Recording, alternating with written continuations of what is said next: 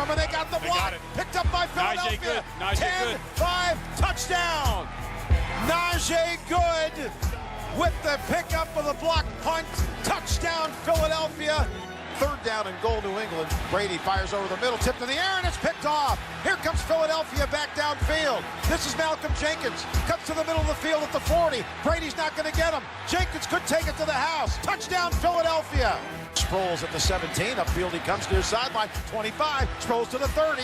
40-yard line. Midfield still going. Breaks a tackle. Blockers with him. To the 30. To the 20. Take it to the house. Touchdown, Philadelphia.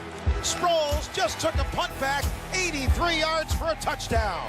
We got to do a better job. I think that's just what it comes down to. If I turn the ball over twice, I don't think we have a chance to win many games.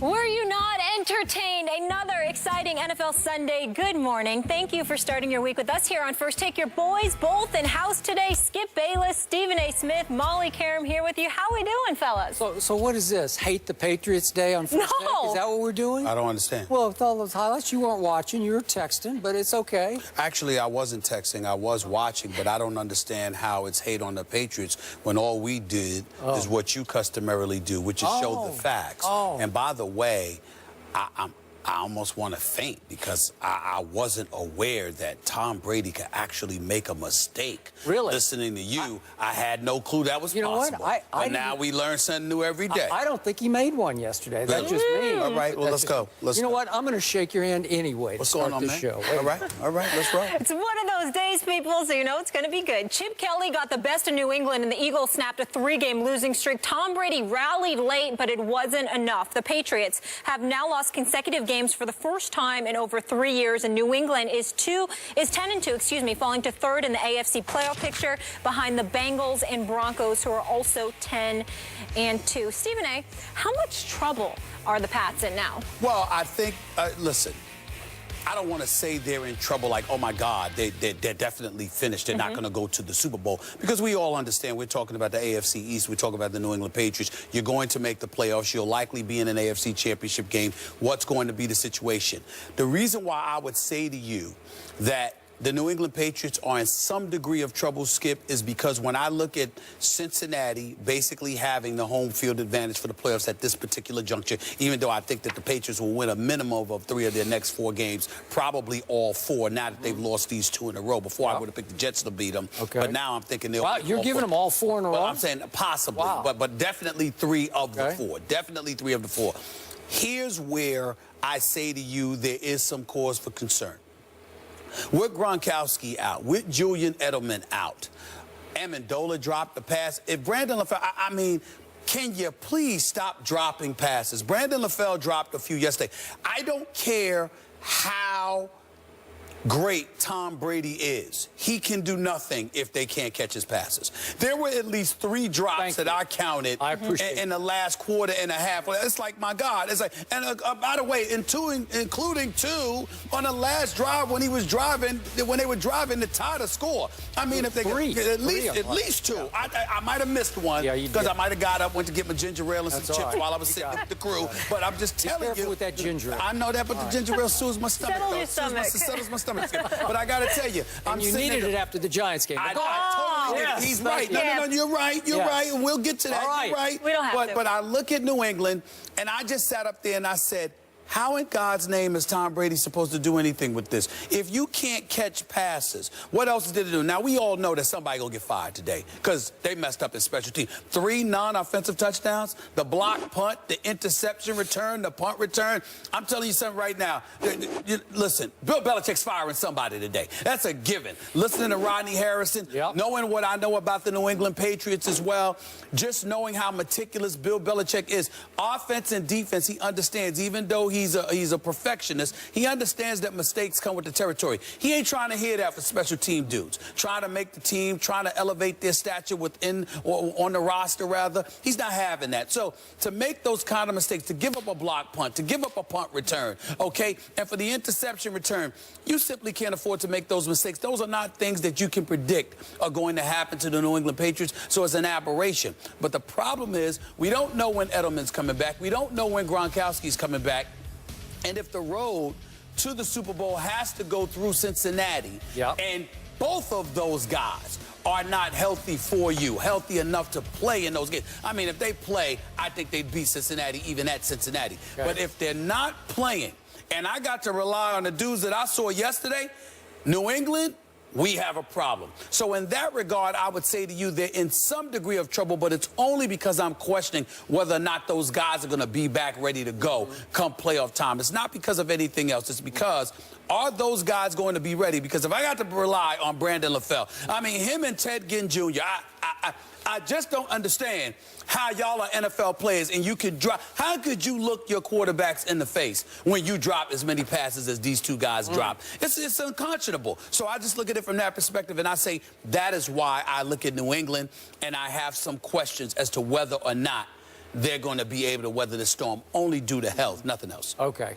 By the way, Ted Ginn Jr. can still flat out fly. He can get open on anybody. He can fly. And by the way, he might be one of the top 5 fastest receivers in the league still. In fairness to you, because you always say this, I am not putting Brandon LaFell in the same breath as Ted Ginn Jr. in terms of the ability to get open. But my God, both of them got hands issues. I mean, cheat. Put some stickum on. Put a glove with stickum. Do something. Other anything to catch the damn ball. I'll take the dude who can run and drop passes versus the dude who can't run and drop passes. Who is Brandon LaFell? That's fair. And by the way, I wanted to cut Brandon LaFell after this game yesterday, but I can't because he's all I got. He's Brady's go-to. He's all he's got right now.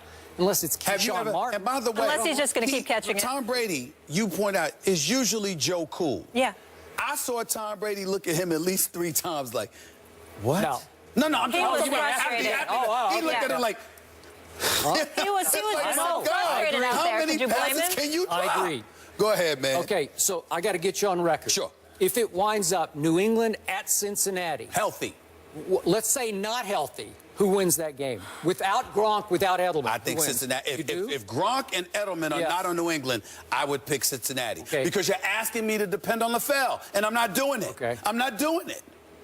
I would take Tom Brady over Andy Dalton in that game. I would take Tom Brady over Brock Osweiler in that game at Denver again, even with LaFell and Scott Chandler. And I'm telling you, my theory is you cannot consider the quarterback when people are dropping his passes. All right, that's fair. You can't do it. Okay, now back to Molly's original questions.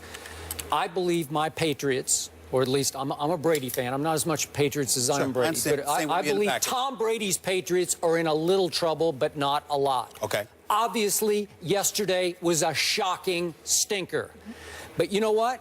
I like the way it started, 14-0 Patriots. And I actually, and it was a shock to me, I like the way it finished.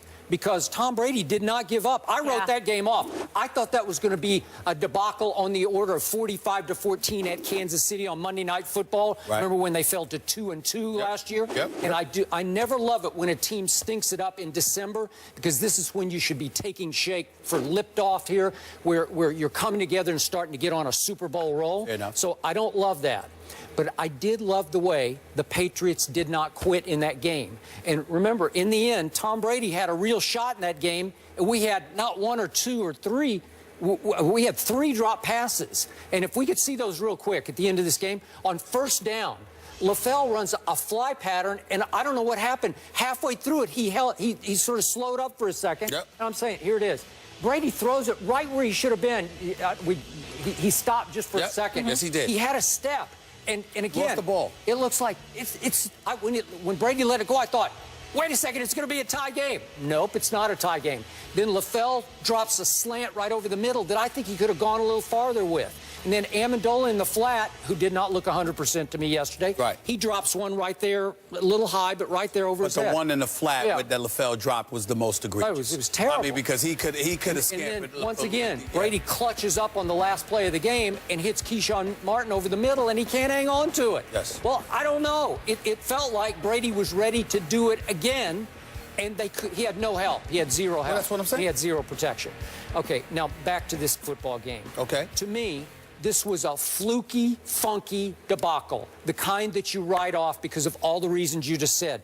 If you're going to hand a visiting team, even one that had been so pathetic for the last 3 weeks, giving up in the last 2 weeks, 45, 5 touchdown passes. if you're going to give them a block punt touchdown, and then you're going to give them an 83-yard punt return touchdown, and then you're going to give them what I thought was an unlucky pick six because Brady tried to force it into a tight window to Amendola. Walter Thurman comes from the offside and ticks it, just tipped it up, and it goes right to Byron Maxwell, and he's looking around like, wait a second, nobody's home. And I'm running, and I'm running. I thought he went 100 yards. They said it was 99. But it's just fluky. It's just one of those things. You're going to have one of those during a season. If you get all three of those things together in one game, you're going to lose at home. They gave up 35 unanswered points. I have no idea how they got back into that game, but they did. Well, how about Zach Ertz not holding on to the onside kick? Yeah. I mean, after they scored a touchdown, he botches the onside kick. New England gets the ball back. But in the end, again, what it comes down to, whether it's Amendola, whether it's LaFell, it doesn't matter. If guys ain't catching the ball, Skip, you know that's fluky. And by the way, who assumes that the New England Patriots are ever going to find themselves in a position where they surrender 35 unanswered? It's just... who assumes that? It's just and have Sam Bradford looking like he can quarterback. I mean, come on. Although did he? Because remember, the total yards in the game were 427 for New England and 248 for Bradford's offense. That was a big time. That was a big time pass to Jordan Matthews for that first down to seal the deal. I agree. No, that was to Riley Cooper. No, it was right. Well, I thought it was. Which one? The late one? Jordan Matthews, but the late one was to Riley Cooper. Okay. And by the way, I got to give Riley. I'm hard on Riley Cooper on the show for other reasons. He showed up. Listen, on the second onside kick, which I would not have done. I'm not Bill Belichick. I'm not. He's the greatest. But the second, why do you onside kick a second time with 3 minutes left in the game?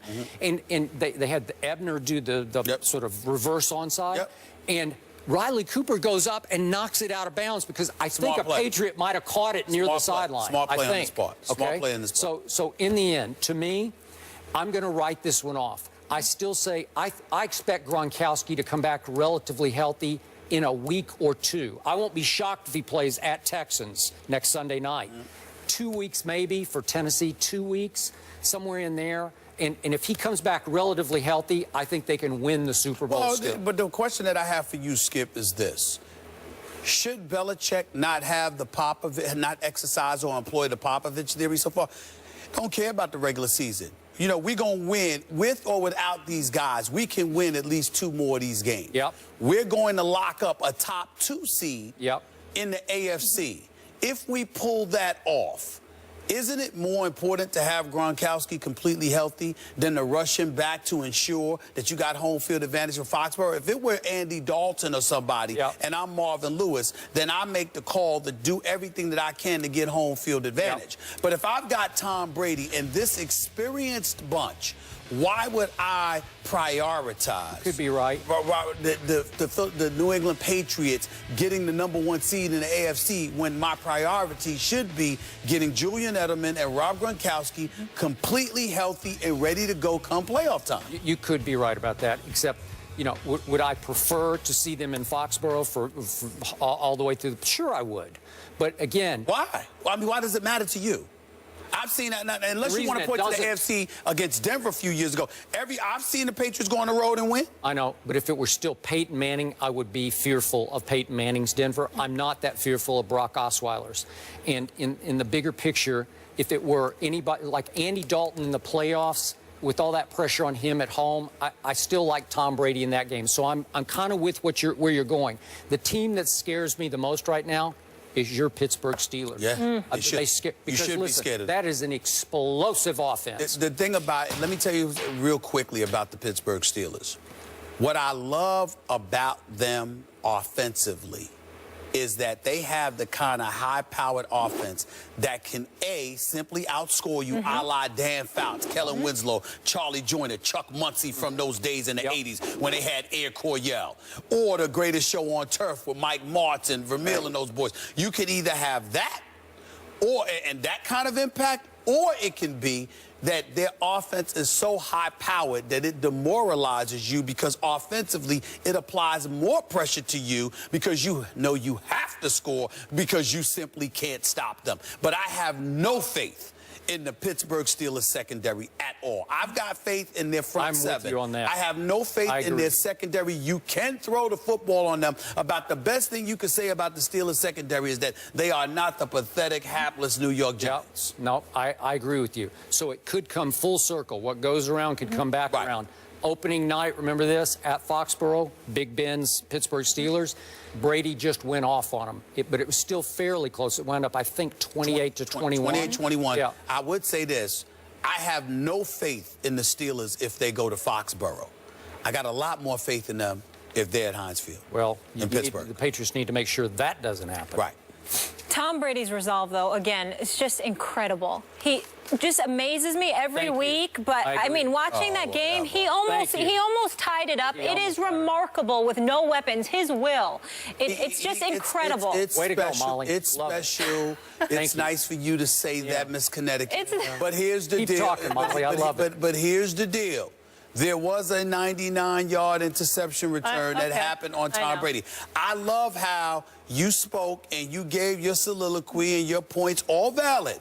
But you really didn't touch on that. I did too. He even ran a passing route. I didn't say you didn't mention it, but you mentioned it as an aside, like, well, anyway, you know, and I'm like, wait a minute. It was a little fluky. Had that been Aaron Rodgers, I would have heard something different, is all I'm trying to say. I would have heard something different. Now, I'm going to let you get away with it because I agree with you. But if it had been Aaron Rodgers, let the record show that you would have been significantly different. Your tenor, your everything about your tenor, your action, everything would have been different. But we have to grade Aaron Rodgers on a far higher scale than Tom Brady because you keep telling me he is the greatest you've ever seen as a passer. You've never seen anything like Aaron Rodgers. I have not seen. So I have to. That's fair. I have to raise my standards for Aaron Rodgers. All right. Okay. All right. And that's your excuse. I didn't mean to start something. I just wanted to say I'm impressed with Brady. That's your excuse, but we all know you just want to hate on that bad man, Aaron Rodgers.